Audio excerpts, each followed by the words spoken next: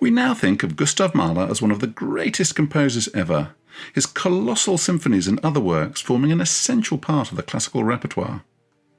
But he was always a part-time composer with a demanding day job as an operatic conductor that sapped his energy and often left him exhausted. Welcome to Insane History. I'm Graeme Yorston, and today we're continuing our exploration of the tumultuous but tragically short life of Gustav Mahler. We focused on his early years in the first part of this documentary, his childhood in Bohemia, his journeyman years of conducting jobs in provincial cities, slowly building his reputation and taking his first steps as a composer. And we left him poised at the age of 37 to take up his new post as director of the prestigious Vienna Opera. In this second part, we'll focus on the triumphs and tragedies of his Vienna years, his dramatic move to New York, and his passionate, oh so very passionate relationship with his 19 years younger wife, Alma. Once dubbed the prettiest girl in Vienna.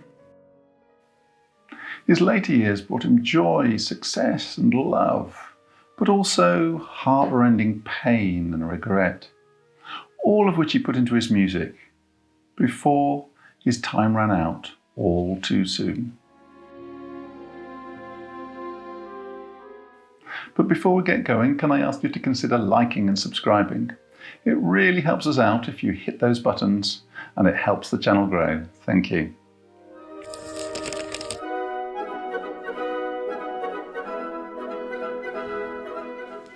Beginning in 1897, Mahler's decade as director of the Vienna Court Opera, now the Staatsoper, was a period of dazzling artistic achievement. He revolutionized the institution, insisting on unprecedented rehearsal standards, enforcing discipline and dramatically improving performance quality. He sought out new repertoire, travelling to Moscow and Venice, and unveiled innovative new productions, particularly of Mozart and Wagner, which wowed audiences with their detailed attention to both the drama and the music. In 1900, he took the Vienna Philharmonic to Paris for 4 acclaimed concerts as part of the Exposition Universelle. Under his leadership, the Vienna Opera became a world-leading company, and Mahler himself was acknowledged as one of the greatest conductors alive. Its reputation has remained high ever since, and when I finally visited the opera last year to see Massenet's Manon, I was bubbling over with anticipation.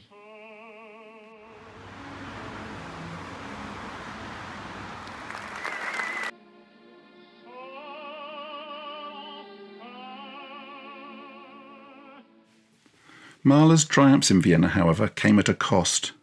The press, always festering with anti-Semitic resentment, sniped constantly. The critics caricatured him as arrogant and intolerant. Some called him a tyrant for his iron-handed ways with the orchestra and singers. He was also happy to argue with composers as well, famously having blazing rows with Leoncavallo over the Vienna premiere of La Bohème, not to be confused with Puccini's much more popular version of the same material. But Mahler's perfectionism paid off in the quality of the productions, and he did his best to shrug off the barbs and continue pushing the company to new heights. Those who worked under him either revered his genius or chafed at his demands.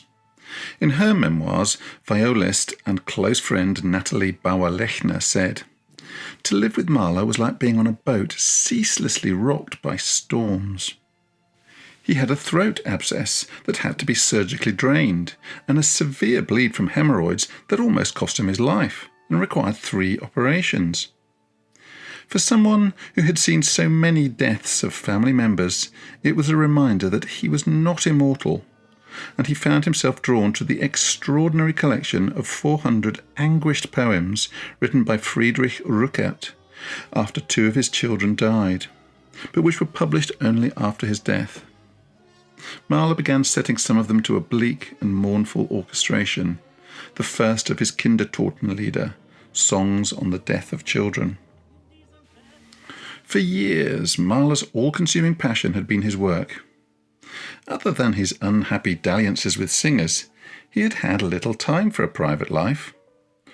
All this changed in November 1901, when he met the captivating 21-year-old socialite named Alma Schindler, reputed to be the prettiest girl in Vienna. Alma was 19 years Mahler's junior, the daughter of Emil Schindler, a famous landscape painter and an aspiring composer herself. Initially, she wasn't keen on meeting Mahler. She'd heard the rumours about the notorious opera director and his scandalous carryings-on with young singers. And when they met, sparks flew as they got into a heated argument about a ballet by Alma's music teacher and lover, Alexander Zemlinsky. Alma vigorously defended his work, while Mahler just as vigorously disagreed. Some of the sparks must have taken hold, however, as Mahler invited her to the opera the next day, and thus began their whirlwind courtship. Mahler was entranced with Alma's joie de vivre and beauty, and despite the nearly 2-decade age gap, Alma was drawn to Mahler's charisma and intensity. In just a few months, they decided to marry, tying the knot in a private ceremony in March 1902. Alma was already expecting their first child, which raised more than a few eyebrows in conservative Vienna. Friends on both sides had misgivings about their relationship from the start. Mahler's colleagues wondered if such a vivacious young woman could ever be happy with the moody, much older maestro. Alma's friends and Mahler's own family suspected he would be too busy with his work and too controlling for them to be happy together. Even before they tied the knot, Gustav made a demand that would define their relationship, insisting that Alma give up composing music. There could be only one composer in the family, he told her bluntly. Alma, a talented musician and composer of 50 songs, 17 of which have survived, was devastated. In her diary, she poured out her frustration. How hard it is to be mercilessly deprived of the things closest to one's heart. Although Mahler acknowledged it was a very great deal to ask of her, he believed his own creative work was of paramount importance, and he wanted Alma to fulfill the traditional role of a wife, companion, muse, and manager of his domestic life, a role that Alma really wasn't that keen on. She was rather modern in her views. After her father's death when she was 12, her mother married Karl Moll, one of her husband's art students with whom she'd been having an affair for years. Moll went on to become a founder member of the Vienna Secession, and through him Alma met Gustav Klimt, with whom she had her first kiss aged 17. But aware of Klimt's reputation with women, Moll stopped them seeing each other. So Alma moved on to Alexander von Zemlinsky, an up-and-coming young composer to whom she found herself attracted, despite describing him in her diary as chinless, small, with bulging eyes and a maniacal way of conducting, a caricature. She began composition lessons with him and fell in love with her small, ugly gnome, writing him passionate letters. "Alex, my Alex, I want to be your baptismal font. Pour your abundance into me." The shy and introverted Zemlinsky stood no chance. She allowed him to kiss and caress her, granting him every intimacy except the ultimate, driving him half insane with desire. Teasing him mercilessly, she wrote one minute that she could never forget his virtuoso hands, but that she could never marry him and bring short, degenerate Jew children into the world the next. At least that's one version. As he was her teacher, you could argue there was an unhealthy power imbalance. But with Alma, it's always hard to know where the power lay. Alma had strongly anti-Semitic views, not unusual in Austria at the time, but Mahler's adoption of Catholicism made him acceptable, and despite everyone's misgivings, and her own, they married.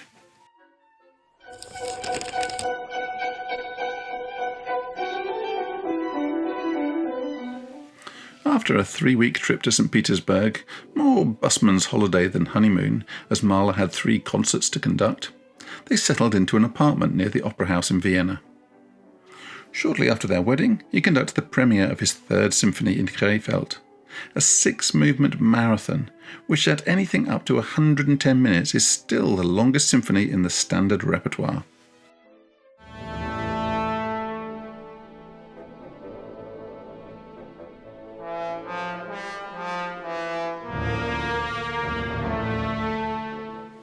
The performance was a resounding success and was followed by a standing ovation that lasted for over 15 minutes, with a dozen calls for Mahler to return to the podium. One critic described the final movement as the greatest adagio written since Beethoven. It was a welcome boost after the decidedly cool reception of his 4th symphony in Munich 6 months earlier. Living with Mahler's all-consuming genius was often lonely for Alma. She had grown up in a lively, artistic household with boozy dinners and heated debates, but Mahler hated socialising and attached great importance to a regular daily routine in order to manage his workload. Alma soon felt isolated, that she had been degraded to the level of housekeeper, and she was bored. Feelings that did not disappear with the birth of their 2 daughters in quick succession. Maria, born in 1902, and Anna 2 years later. Photographs from these years show a happy, smiling family, outwardly a picture of domestic bliss. But beneath the surface, tensions were brewing, as Alma struggled with her clipped wings and Mahler wrestled with the competing demands of art and family. But despite the strains, there were moments of genuine passion and affection. Gustav could be ardent and romantic, dedicating love songs and the tender adagietto of his 5th symphony to Alma as a musical love letter.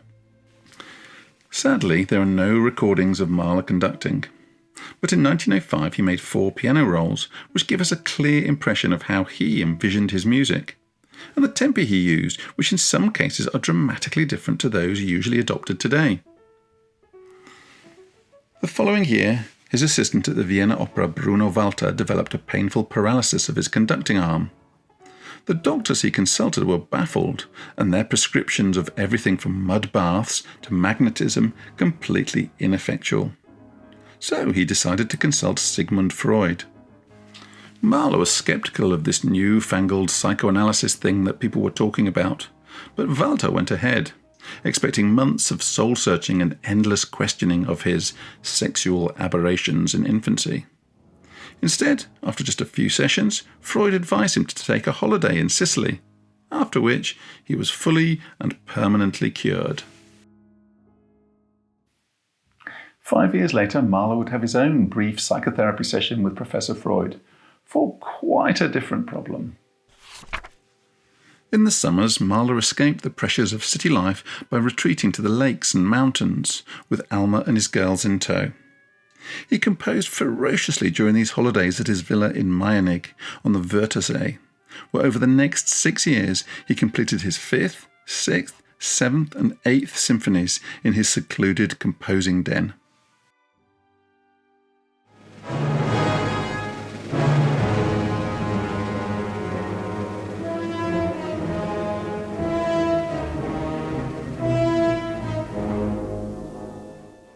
The 6th, actually written at one of the happiest times in his life, later became known as his tragic symphony.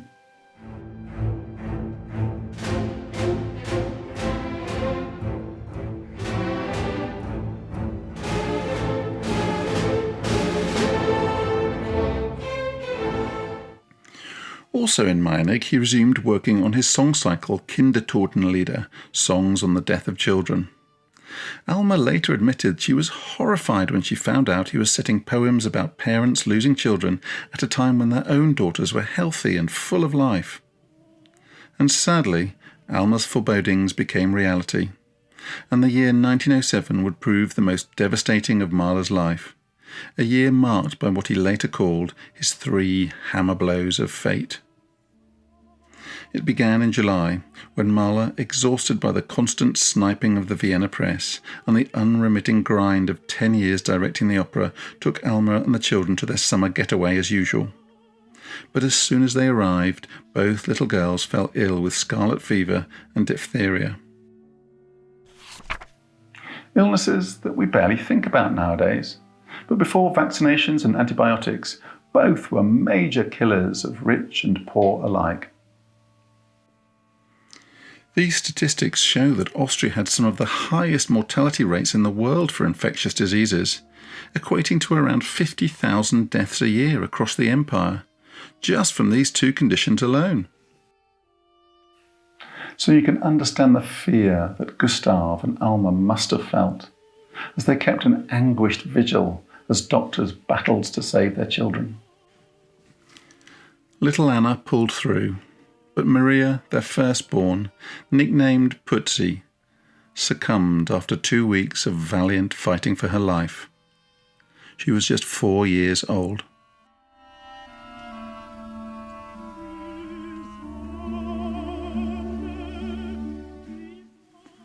They closed the villa at Meinig, vowing never to return to the once peaceful and joyful retreat, a place that now could only ever remind them of their loss.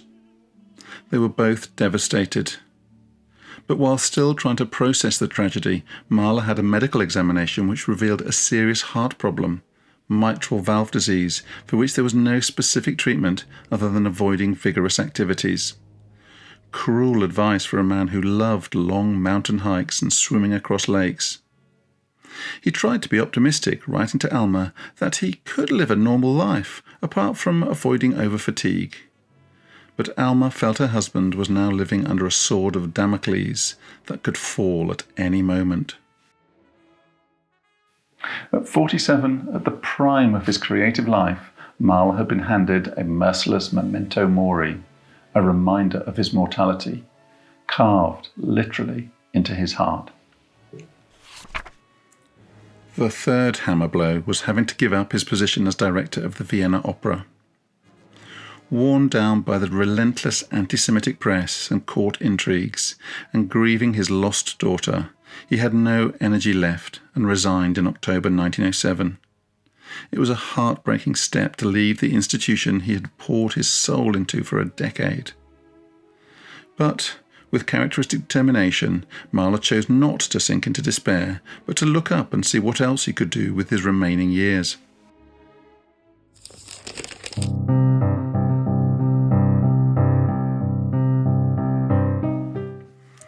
An invitation from New York came at just the right time, and so, at the end of 1907, Mahler sailed across the Atlantic to seek fresh challenges in the New World.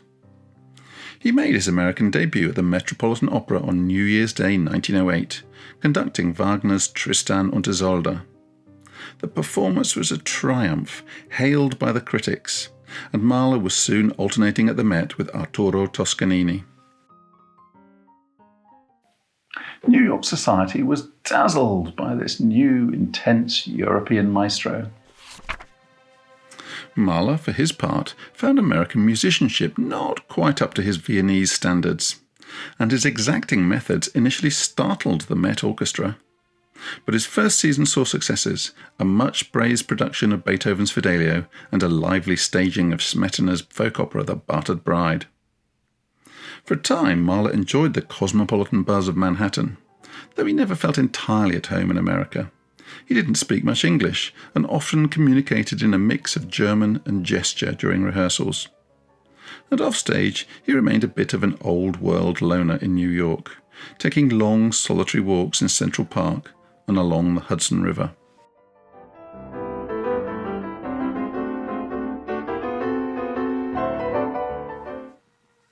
In the summer of 1908, he returned to Europe to refresh his soul and meet up with literary and musical friends, and conduct the premiere of his 7th Symphony in Prague.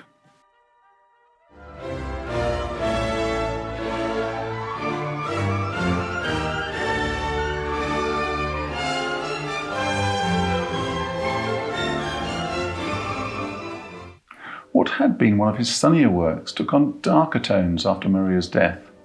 Audiences were puzzled, and it did not go down well. In a tiny new hut in Toblach in the Italian Dolomites, he began composing Das Lied von der Erde, the Song of the Earth, a monumental song symphony inspired by ancient Chinese poetry about life's transience. He refused to call the work a symphony, because it would have been his ninth, and he was all too aware of the curse of the ninth, the superstition that great composers like Beethoven, Schubert and Bruckner did not survive beyond their ninth symphony. So he left it unnumbered, hoping to trick fate. By 1909, feeling he'd beaten the curse, he moved on to his ninth symphony. He also decided to leave the Met to conduct the New York Philharmonic Orchestra, to allow him to focus on concert music rather than wrestling with the demands of opera. The Philharmonic season, however, ended up being very draining and not entirely rewarding. He conducted 46 concerts, but his adventurous programming with contemporary pieces and his own works baffled New York audiences. An American critic panned his first symphony at its US premiere, although his fourth was better received, and he continued to earn respect as a conductor of Beethoven and Brahms. So the summer of 1910 brought a much-needed break in Europe, and one of the most dramatic episodes in Mahler's personal life. Alma, who had never really recovered from the loss of her daughter and had been drinking heavily, was advised by her doctor to spend some time at a sanatorium, and Gustav took her to Tobelbad near Linz and left her there with 6-year-old Anna and her English nanny at the beginning of June. But also taking the waters at the spa was a young architect, Walter Gropius. At 27, 4 years younger than Alma, and completely unknown, his Bauhaus revolution still very much in the future. But they began a passionate affair that went on for months.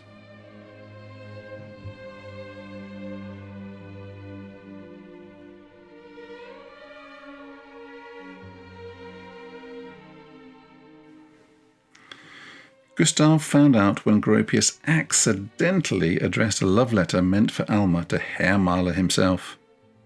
It was shortly before the premiere of his 8th Symphony in Munich, and he should have been concentrating on rehearsing the massive forces needed to perform his Symphony of 1000. But all he could think of was what was going on between Gropius and his wife.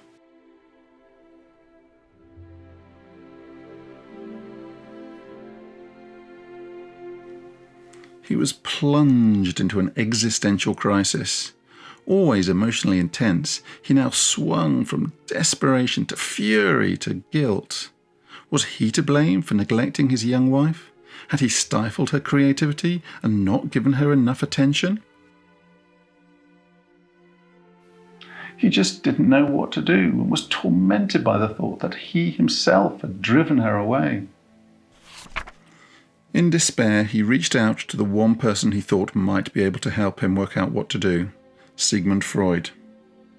But he was still ambivalent about psychoanalysis and missed several scheduled appointments before finally meeting up with him in Leiden in the Netherlands. Rather than insisting on the maestro bearing his soul on the couch, they walked around the historic town for 4 hours. Freud didn't make notes or write up the case, so the exact details of their conversation remain somewhat mysterious. But speaking many years later, Freud said he helped Mahler uncover deep-seated feelings from his childhood, complex feelings about his domineering father and long-suffering mother.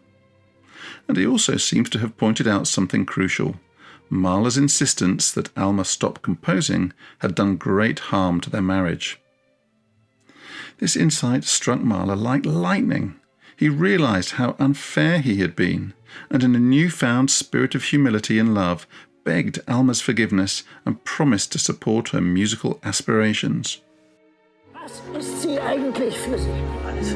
Alma, es ist geschafft! Die 6. ist fertig! Jetzt ein Treffpunkt. He even brought Gropius to their home and asked Alma to choose between them. Moved by his transformation, she agreed to stay with Mahler and break off the affair with Gropius, although she did continue writing to him on the sly. The re-impassioned Mahler wrote to her, "Freud is right. You were always for me the light and the central point, the inner light which rose over all." He resurrected the songs she had written a decade before and helped her edit them and get them published, and wrote her tender little love notes. The abstraction of a husband, as an acquaintance of Alma's had once described him, was a different man. And the premiere of his 8th Symphony, to which he made dozens of minor adjustments right up to the last moment, proved an overwhelming triumph. Audiences and critics were ecstatic. It was, one said, Mahler's biggest lifetime success.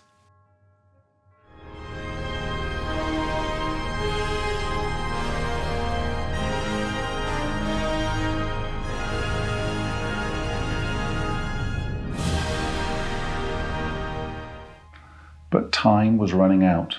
It was the last premiere of his work in his lifetime. Despite the emotional turmoil, or perhaps because of it, Mahler poured his soul into composing his 10th Symphony over the summer of 1910. In the manuscript, he added anguished inscriptions to Mahler, including, "To live for you, to die for you."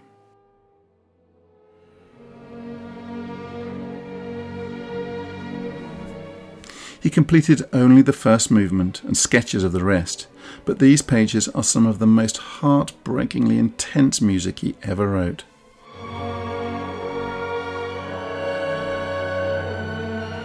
With Alma back by his side, Mahler returned to New York in the autumn to fulfill his conducting commitments. He had weathered yet another storm.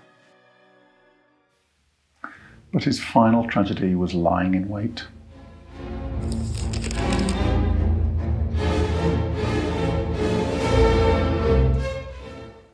Back in New York for the 1910-1911 Philharmonic season, Mahler was living on borrowed time. If he knew it, he refused to admit it, and the season was one of his busiest ever, as if he were determined to challenge fate by working harder than ever. But in such contests, there is only ever one winner. And by Christmas, he began to suffer from a persistent sore throat and fever. Ignoring it, he continued the punishing schedule, and on the 21st of February 1911, with a temperature of 40 degrees C, 104 Fahrenheit, he insisted on going on stage at Carnegie Hall to conduct. It was his last concert. Shortly after, he collapsed and was confined to bed. The illness was tightening its grip. Subacute bacterial endocarditis, a severe infection of the heart's lining and valves. It was a condition that had only recently been recognised, and his own doctor called in Emanuel Liebman, an expert on the condition, and he confirmed the diagnosis. In the era before antibiotics, it was incurable. Efforts were made to treat him with polyvalent anti-streptococcal vaccines designed for preventing pneumonia, but they had little effect. Ever defiant, and still talking of returning to work, he lit up with pride when one of Alma's songs was performed at a recital, even though he lay feverish in bed and was unable to attend.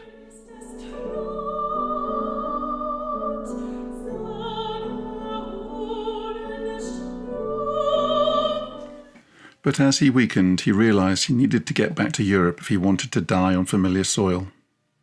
So on April the 8th, 1911, Gustav, now frail and drawn, Alma, their daughter Anna, and a private nurse boarded the SS America to sail home.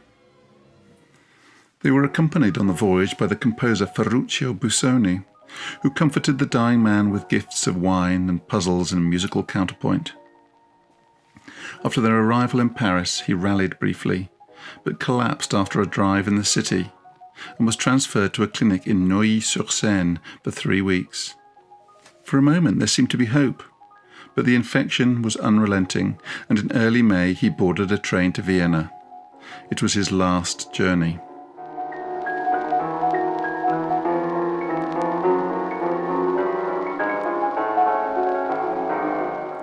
He was admitted to the Louvre Sanatorium, and word spread in musical circles that Mahler was dying, and hundreds of admirers quietly visited the clinic, gathering outside to pay their respects. Inside, the doctors tried everything then known. They even tried experimental radium treatments to reduce his swelling and gave him morphine for pain. Despite all the turmoil they had been through, Alma rarely left his side, and in his feverish delirium, Mahler sometimes traced musical patterns in the air with his emaciated fingers. On the 18th of May 1911, Gustav Mahler drifted into a coma and died later that night at the age of 50. His final words were Mozart, Mozart. Alma was with him at the end. 4 days later, at a simple ceremony at Grinsing Cemetery, he was buried beside his daughter Maria, the child whose loss he never fully overcame. Friends were there, family members were there, fellow composers were there, including Arnold Schoenberg, who later painted the scene. But Alma was not.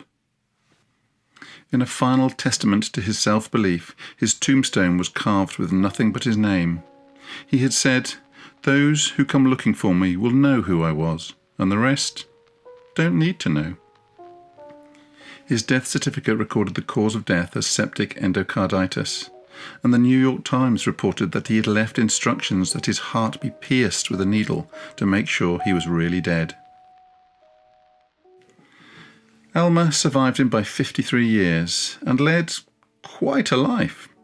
She had a passionate affair with painter Oskar Kokoschka, but went back to Walter Gropius when Kokoschka enlisted in the army in the First World War, leaving him to comfort himself with a bizarre doll he created.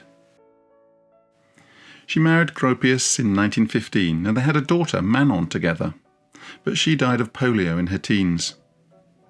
In 1918 she had a son that Gropius thought was his, but she had been having an affair with writer Franz Werfel, who was the real father. The boy died of hydrocephalus at 10 months, and she later divorced Gropius and married Werfel. His Jewish heritage meant they had to flee the Nazis via Vichy, France, Spain and Portugal, eventually ending up in the United States, where she continued to live a rich cultural life, mixing with artistic and musical émigrés. Gustav's daughter, Anna, became a sculptor.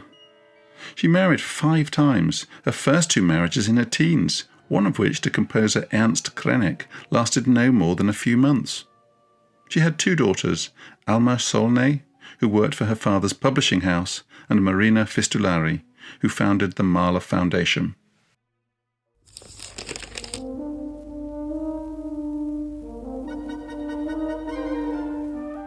In the years after his death, Mahler's music, so personal, so full of the emotions and struggles of his life, fell into neglect. His music was banned in much of Europe during the Nazi era, but after 1945 his compositions were slowly rediscovered by a new generation of listeners. Amazingly, it wasn't until the 1960s that the first complete cycle of Mahler symphonies was recorded by Leonard Bernstein, mostly with the orchestra that Mahler himself had conducted in his final years, the New York Philharmonic. Since then, he has become one of the most frequently performed and recorded of all composers, with his 3rd symphony voted by a poll of conductors as one of the greatest of all time. As a student in London in the 1980s, I often went to the Royal Festival Hall to hear his symphonies. And I vividly remember sitting in the choir area behind the orchestra for a performance of the 6th, with its crashing hammer blows in the final movement.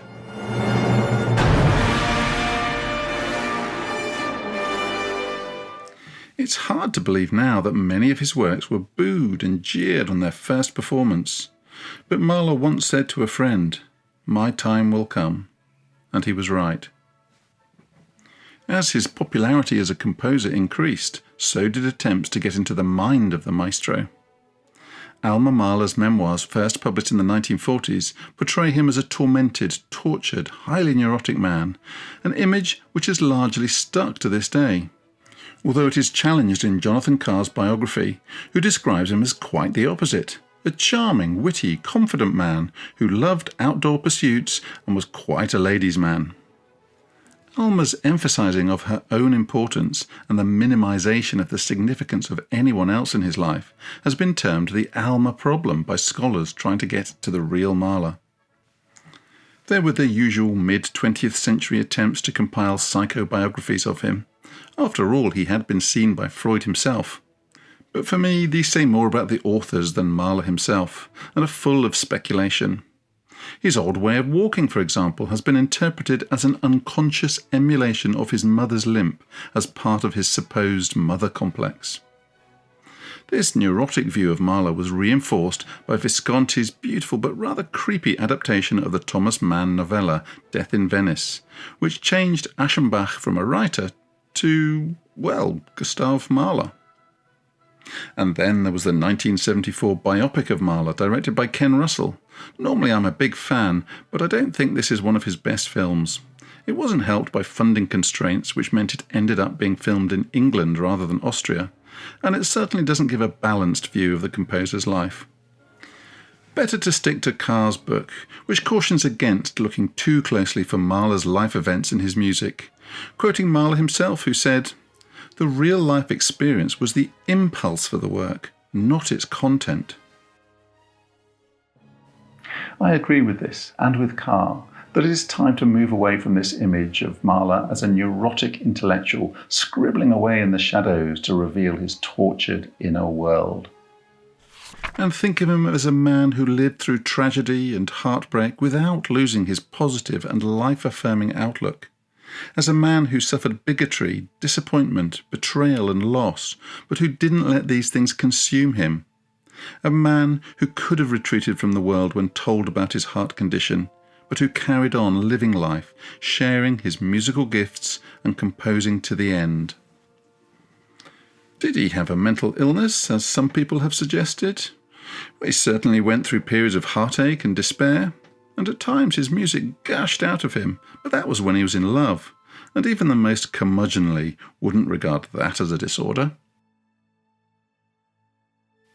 So I don't think there's any convincing evidence of him having bipolar affective disorder or any other pervasive mental illness. He was just a human being with all the usual flaws and foibles, and an incredible musical mind. Even as he was approaching death, he never stopped creating beauty out of turmoil. In one of his last interviews, when asked about the strain he worked under, Mahler smiled and said, "I have borne the exertion wonderfully well." It was a final, understated triumph. Gustav Mahler's body may have given out, but the spirit within his music endures, a testament to a life of passion, suffering and undaunted artistry that continues to resonate and inspire us today. Thank you for watching. I hope you found this journey into the life of one of the all-time greats of classical music interesting. If so, you might want to take a look at my videos on George Gershwin or the eccentric Erik Satie.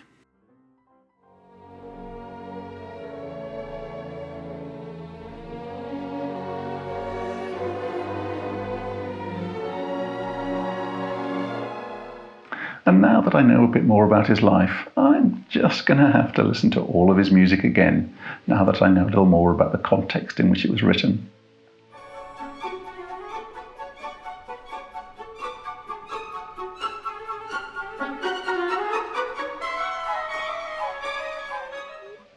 As always, I'd love to hear your views on this video or any others, and any suggestions you might have for future topics.